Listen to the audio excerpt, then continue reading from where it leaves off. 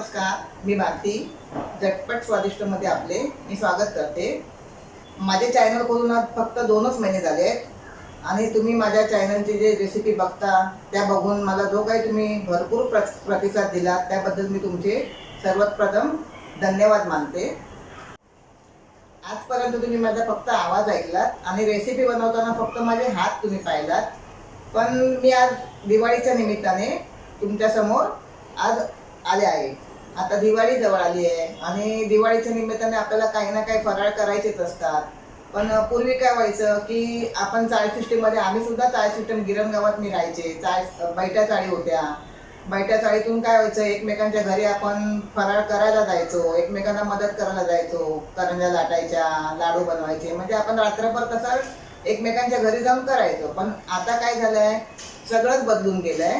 आता चाळीतनं लोक प्लॉट सिस्टीममध्ये राहायला गेले आहेत, जॉबला जातात. मग आता प्लॉट सिस्टीममध्ये राहायला गेल्यामुळे काय होतं की एकमेकांच्या घरी जाणं येणं कमीच असतं. मग आता फराळ करायचा कसा हा मोठा प्रश्न पडतो. कोणाला विचारायचं की कसा फराळ करायचा आपण.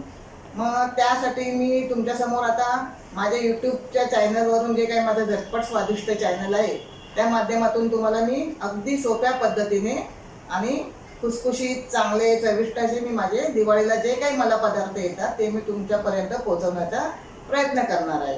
आता तुम्ही म्हणाल काय फराळ दाखवणार या काकू, पण बाहेर तर सगळ्या विकत मिळतोच.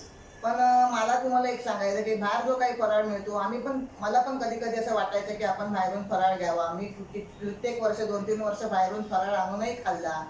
पण काय होतं, तो महागही असतो, आपल्याला परवडतही नाही आणि जसा आपण घरी बनवतो तसा तो चविष्टही नसतो. आणि काय होतं, जरी खायची इच्छा असली तरी आपल्याला कसं करंज्या आहेत, मग ते आपल्याला नगावर घ्यावा लागतात.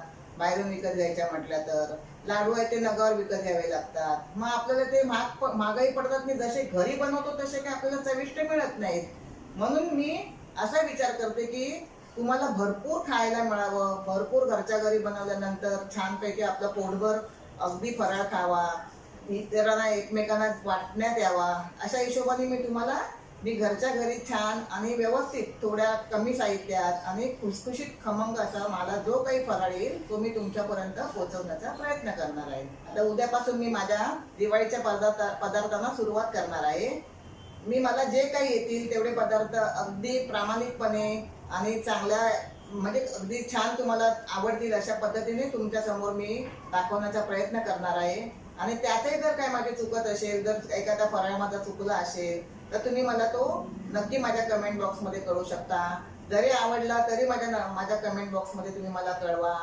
पुन्हा मी मालवणी असल्यामुळे माझ्याकडे नॉनव्हेज, व्हेज अगदी भरपूर साऱ्या माझ्याकडे रेसिपीज आहेत. जर तुम्हाला एखादी रेसिपीज खावीशी वाटत असेल तर ती तुम्ही मला कळवा. मी त्याही रेसिपीज तुम्हाला नक्की करून दाखवीन. आणि अगदी तुमच्या पोटापर्यंत, असं म्हणतात ना की खाण्याचा मार्ग पोटापर्यंत गेला की माणूस खुश होतो. तर तुम्ही सांगाल तशा मी तुमच्या पद्धतीने तुमच्या रिक्वेस्ट पूर्ण करण्याचा नक्की प्रयत्न करेन.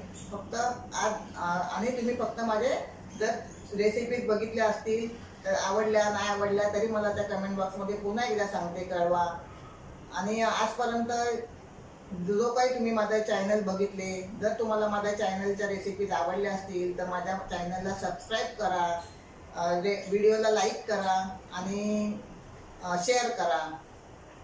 आणि हे माझं चॅनल कसं, तर मला 2 महिने सुद्धा अजून नुकते झालेले नाही आहेत. 7 तारखेला माझ्या चॅनलला 2 महिने होणार आहेत. आणि त्यामुळे मला कसा कॉन्फिडन्स नाही आहे, अनुभव जास्त नाही आहे आणि त्यामुळे मी बोलताना थोडी बाचकते आणि अडखळते. तर तुम्ही मला समजून घ्या. त्याकडून काय चुकलं असेल तर मला माफ करा. आणि माझ्या रेसिपीज पुन्हा एकदा सांगते, बघा आणि मला माझ्या चॅनलला सबस्क्राईब करा. आणि मी तुमचे सगळ्यांचे पुन्हा एकदा धन्यवाद मानते. नमस्कार.